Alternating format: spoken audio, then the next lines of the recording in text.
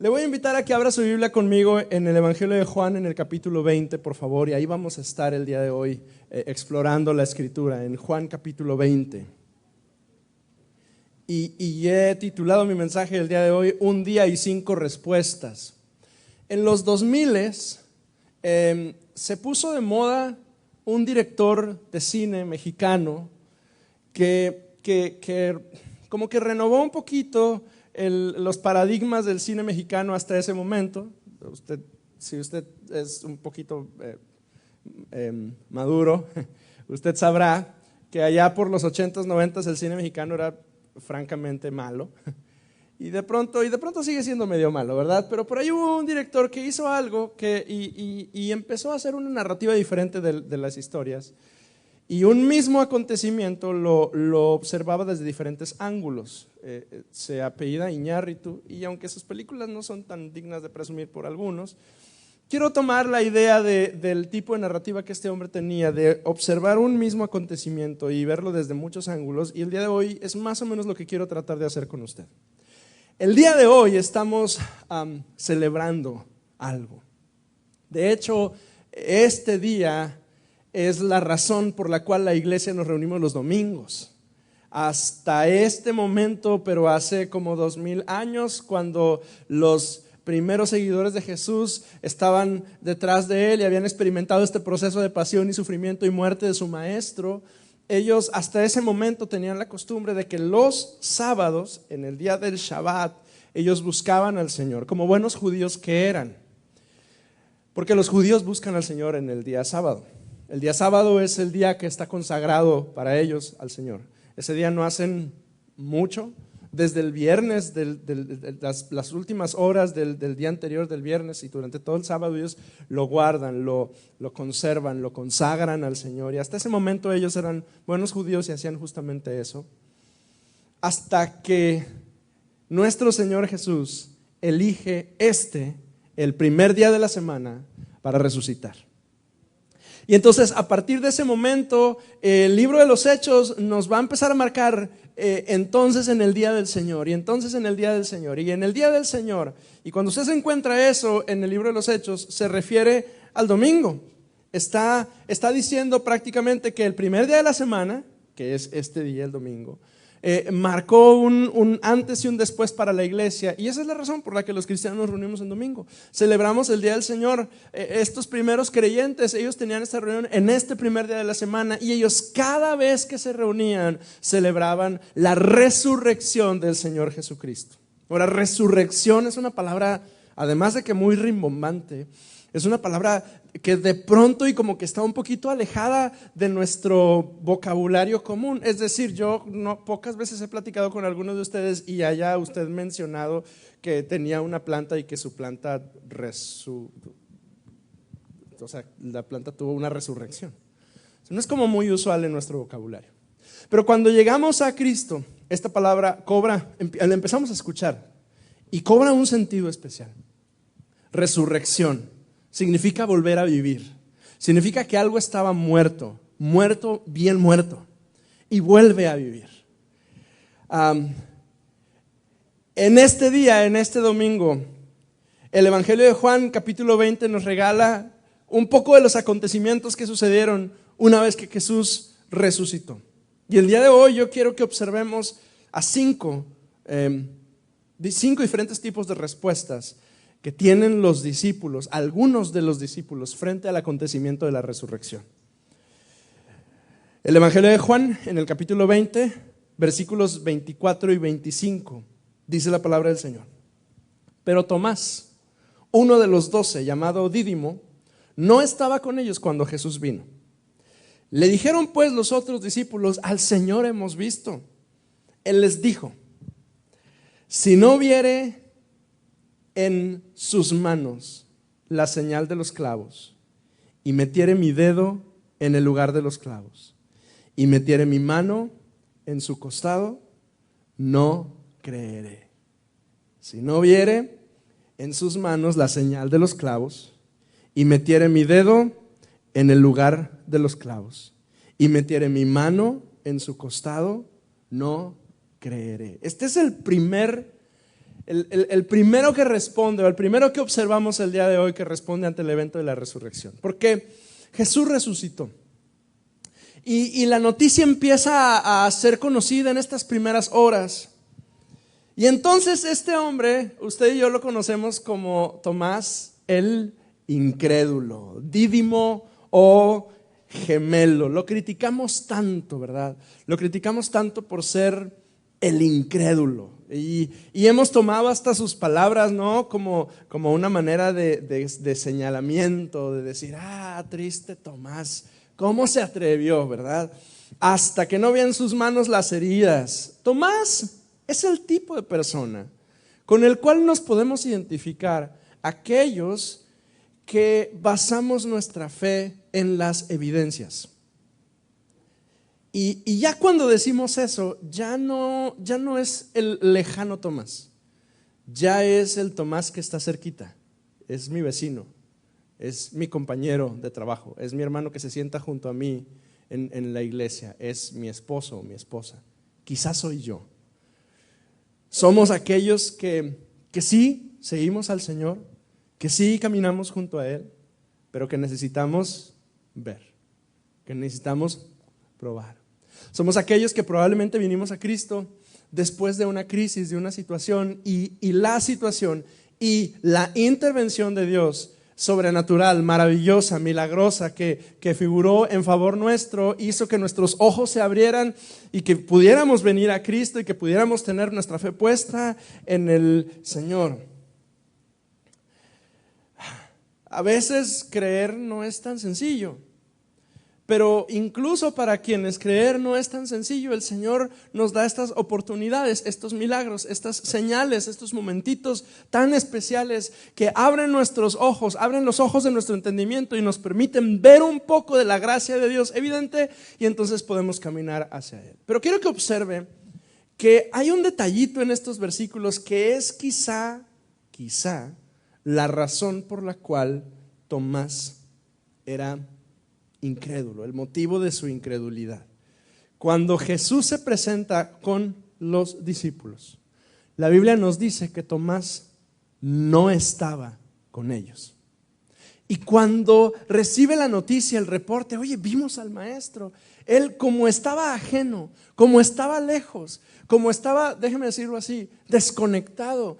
Y no es para menos, es decir, ellos habían seguido al Señor durante como 3 años, algunos un poquito más, y habían estado con Él, habían visto sus milagros, y hace unos cuantos días la esperanza que ellos tenían de un mundo mejor, la expectativa que ellos tenían de que las cosas mejoraran, se les acababan de desmenuzar delante de sus ojos.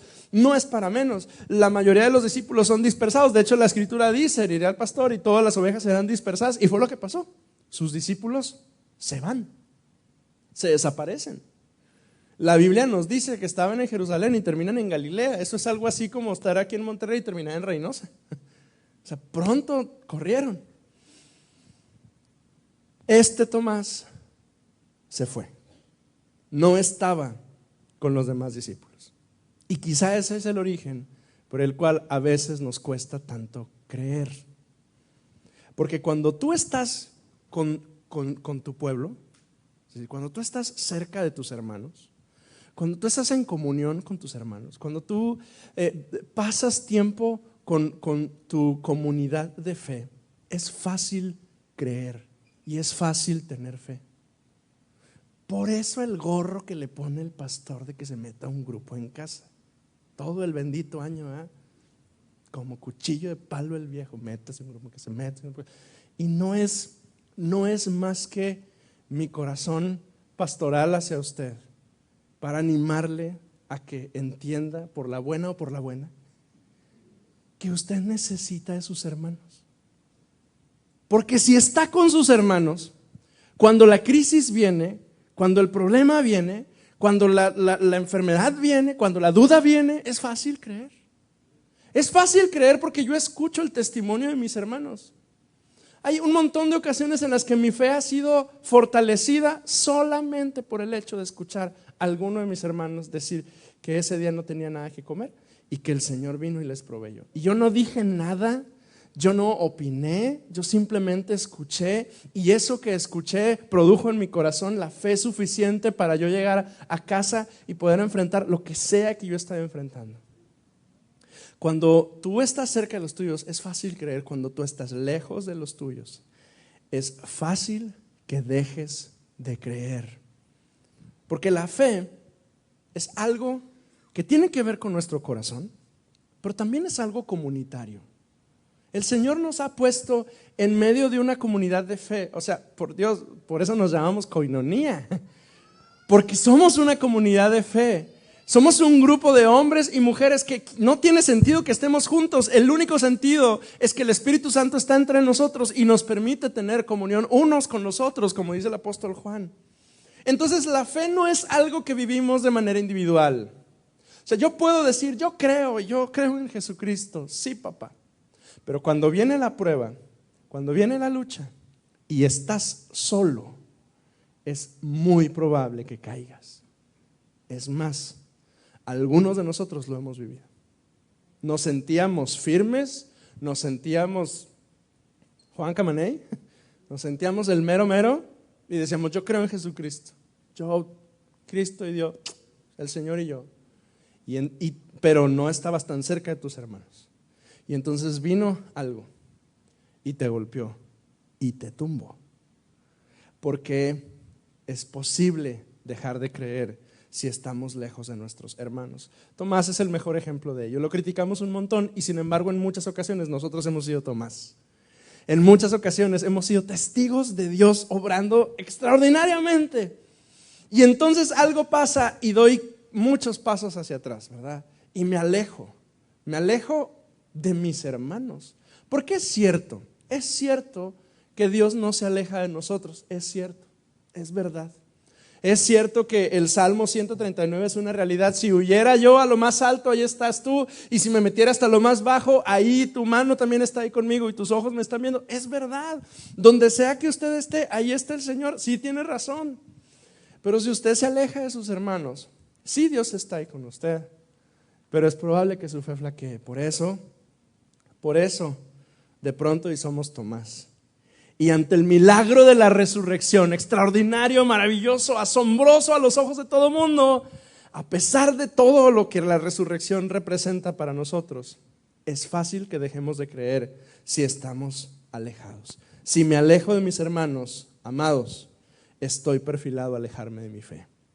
Y ese es un riesgo y es un peligro que vivimos todos, usted y yo. Es un riesgo que vive cualquier miembro de la iglesia, incluso aquel que se para en el altar y ministra delante del Señor y predica la palabra.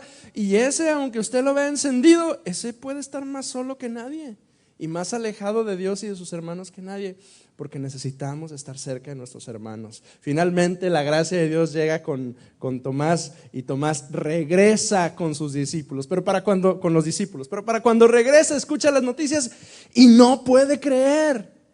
Y es frustrante, y a lo mejor a usted también ha pasado, porque a mí me ha pasado que de pronto estoy como medio desconectado del Señor y llego a un lugar donde Dios se está moviendo y batallo y lucho y digo, ¿cómo es? Ay, no puedo cantar, no puedo adorar, no puedo buscar al Señor. Es bien fácil, amado. Andábamos lejecitos y para conectarnos de pronto y se batalla. Pero la maravilla es que la gracia del Señor es abundante para nosotros. Y basta con acercarnos al Señor. Y basta con extender la mano. No estoy hablando de mi mano física, estoy hablando de mi corazón. Que extenderme un poquito hacia Él y Él me permite experimentar otra vez esa gracia y volver a creer en las cosas imposibles y volver a confiar que Él va a intervenir y volver a creer que su poder puede ser capaz de hacer maravillas en mi vida. Tomás es el primero que observamos el día de hoy, que responde a la resurrección. El segundo es Pedro. Ahí mismo en el capítulo 20, pero vaya unos versículos antes, versículos 3 y 4 y 6 y 7. Dice, y salieron Pedro y el otro discípulo y fueron al sepulcro. Y corrían los dos juntos. Pero el otro discípulo corrió más aprisa que Pedro y llegó primero al sepulcro. Verso 6. Luego llegó Simón, Pedro, tras él, y entró en el sepulcro y vio los lienzos puestos ahí y el sudario que había estado sobre la cabeza de Jesús, no puesto con los lienzos, sino enrollado en un lugar aparte. Este es Pedro, Simón, sí, Pedro para la raza, Simón en su acta de nacimiento. Todos lo conocemos, todos sabemos quién es Pedro, todos, es más, casi que lo vamos a ver en el cielo y nos sentimos sus amigos, ¿verdad? Él ni nos conoce, ¿verdad? Pero nosotros sí nos sentimos bien cuates de él porque conocemos su historia, ¿verdad? Sabemos, negó al maestro, maestro probablemente más que ningún otro. Todos criticamos al otro discípulo, el que lo traicionó, pero este lo negó delante de la gente. Y está en este momento profundamente decepcionado. Él había puesto su fe en ese tal Jesús. Y él estaba seguro de que ese Jesús iba a transformarlo todo. Y él lo vio morir.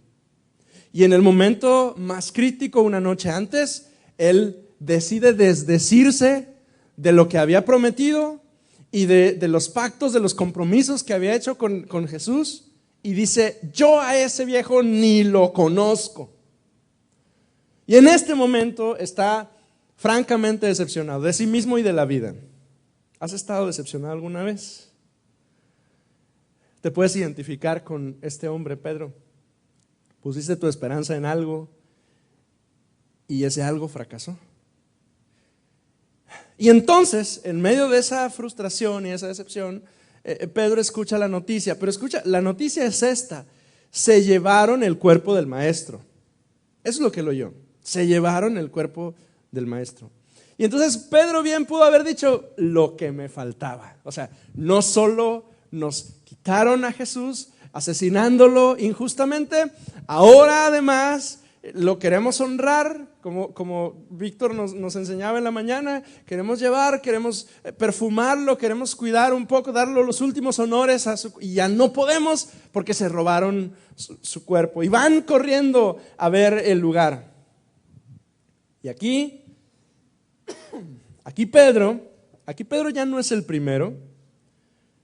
El detalle, yo sé que hay muchas bromas jocosas respecto de que por qué Juan llegó antes que Pedro, hasta hay un chiste que luego le cuento. Pero el detalle de que Pedro no llegara es bien interesante, porque en los evangelios Pedro siempre es el que va adelante. Pedro nunca va después.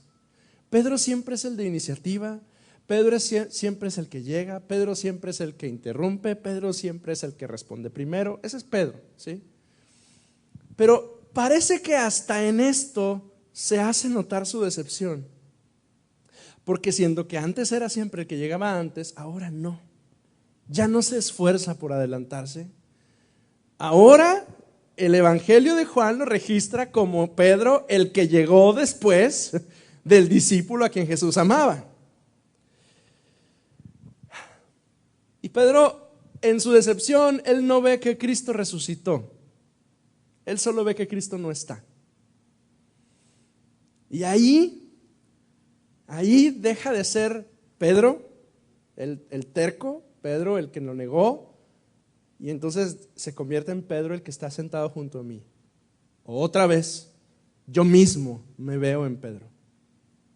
Yo mismo me veo en Pedro porque yo en muchas ocasiones soy ese hombre y tú, hermana, hermano, eres esa mujer y ese varón que en un suceso extraordinario no ves a Dios actuando, más bien ves la ausencia de Dios en la situación.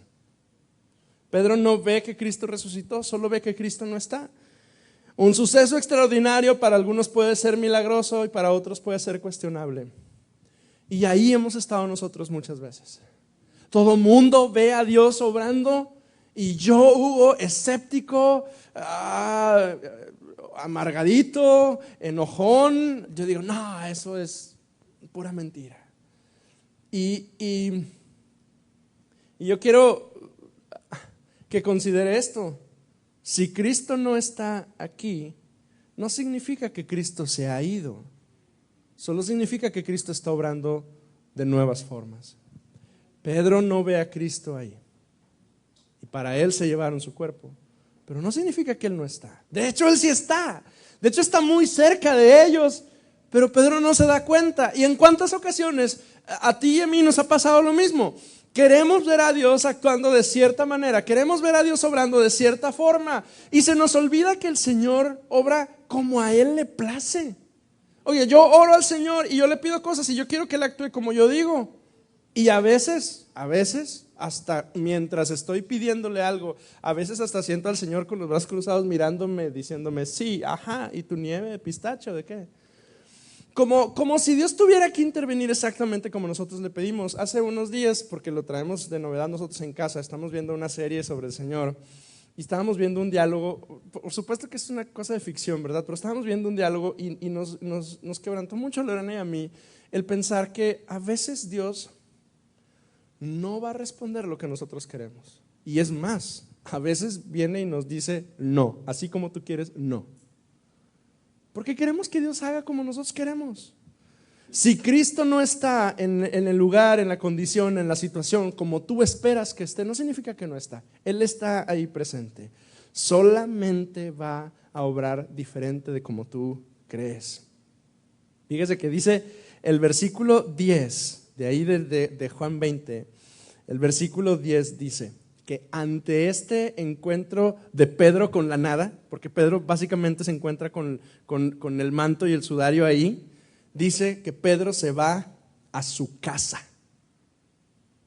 Ojo con eso, porque luego nosotros somos Pedro y ante la ausencia del Señor, en vez de insistir, en vez de buscar, somos así como los decepcionados, decir, vámonos, y nos regresamos, volvemos al origen, al lugar de donde Dios nos sacó, vuelve a su casa, ¿no? Esa es la segunda respuesta. La tercera respuesta es Juan, el mismo pasaje, capítulo 20, versículos 4 y 5, corrían los dos juntos, pero el otro discípulo corrió más aprisa que Pedro y llegó primero al sepulcro y bajándose a mirar vio los lienzos puestos ahí, pero no entró. Versos 8 y 9 dice, entonces entró también el otro discípulo que había venido primero al sepulcro. Y observe lo que dice, ¿qué dice? Y vio y creyó, porque aún no habían entendido la escritura que era necesario que Él resucitase de los muertos. Y aunque no nos dice su nombre, la tradición nos dice que este es el apóstol Juan. Juan, el discípulo a quien Jesús amaba. El único que se queda al pie de la cruz cuando Jesús está siendo crucificado y sufriendo. A quien Jesús le encarga a su mamá, mujer, he ahí tu hijo. Y el versículo 19, léalo conmigo. Cuando llegó la noche, aquel mismo día, el primero de la semana, estando las puertas cerradas en el lugar donde los discípulos estaban reunidos por miedo de los judíos, vino Jesús.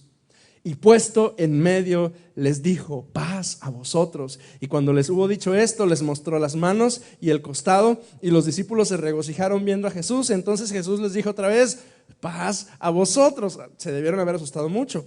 Como me envió el Padre, así también yo os envío. Y habiendo dicho estos, sopló y les dijo, recibid el Espíritu Santo, y a quienes remitiereis los pecados les son remitidos, y a quienes se los retuviereis les son retenidos. Finalmente están todos reunidos, llenos de temor, y Jesús se aparece y les dice paz. Les muestra sus heridas y les da tres cosas: les da paz, les da una misión y les da el poder del Espíritu Santo. Hoy, amados, hoy estamos conmemorando ese mismo evento, la resurrección. Y hoy, al igual que en esa ocasión, el mismo evento genera multitud de respuestas. Hay algunos que ante la noticia de la resurrección reaccionamos incrédulos y decimos, hasta que no vea no voy a creer. Habemos otros que reaccionamos indiferentes, porque no vemos los hechos, solo vemos la ausencia y decimos, esto es una mentira y yo me voy a mi casa. Pero Dios espera de nosotros en este día que empecemos a ser entendidos, que como Juan y María nos inclinemos, nos humillemos, que además estemos ahí listos para ver a Jesús, para encontrarnos con Él. Hoy es el día en que la iglesia celebra que Dios dejó de ser Dios y se convirtió en nuestro Dios. Que Dios dejó de ser el Padre, el cual Jesús mencionó una y otra vez en sus discursos, y se convierte en nuestro Padre. Amados, ¿cómo responden hoy ante la resurrección del Señor? ¿Cómo respondes hoy ante el hecho, el acontecimiento de la resurrección del Señor Jesucristo? ¿Cuál es nuestro corazón ante la noticia de que Cristo resucitó? ¿Es con escepticismo? ¿Es con indiferencia? ¿O es humillados delante del Señor? ¿O es reconociendo, sí, Señor, qué maravilla escuchar la noticia? No solo escucharla, pero tener la oportunidad, el privilegio de ser nosotros los portadores de ese mensaje. Incline su rostro un minuto, por favor.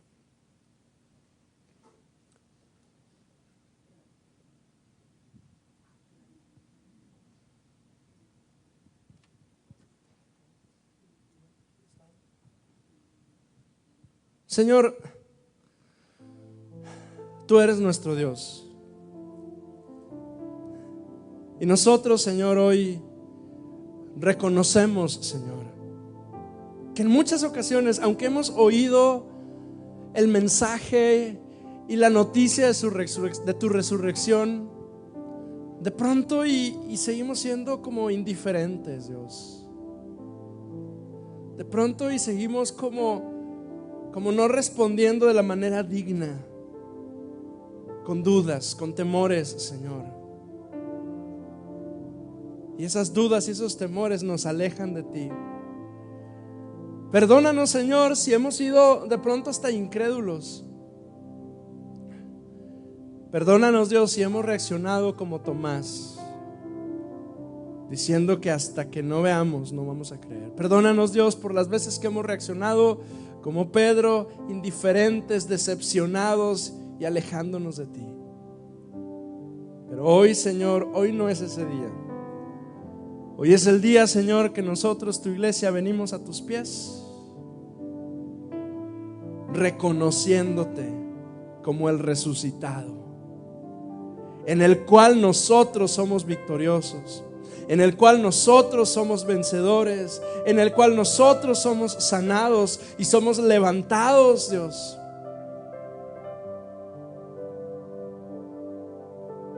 Tu iglesia, tu pueblo, Señor, juntos hoy respondemos ante tu resurrección y te reconocemos como nuestro Dios. ¿Se puede poner de pie conmigo, iglesia?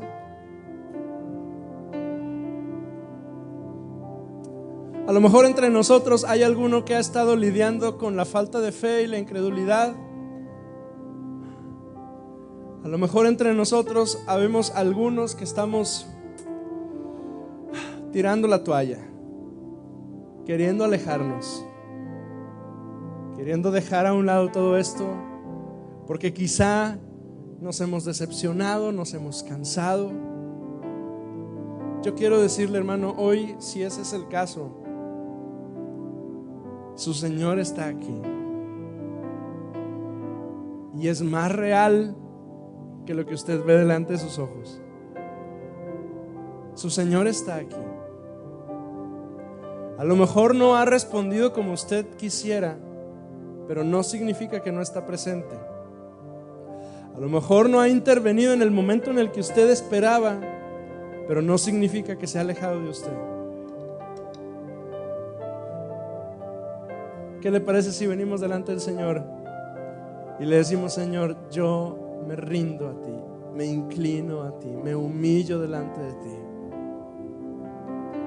Ore conmigo de esa forma y dígale: Señor, aquí estoy.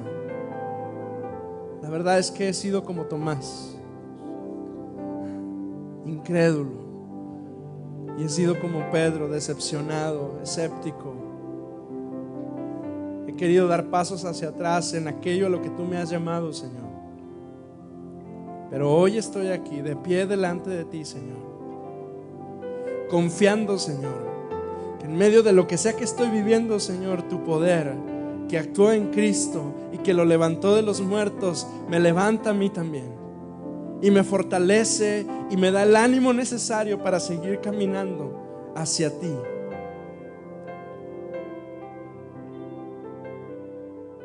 Si usted necesita ese poder del Señor actuando en su vida, ¿qué le parece si lo cantamos juntos? Digamos el mismo poder. Cántalo con nosotros, iglesia.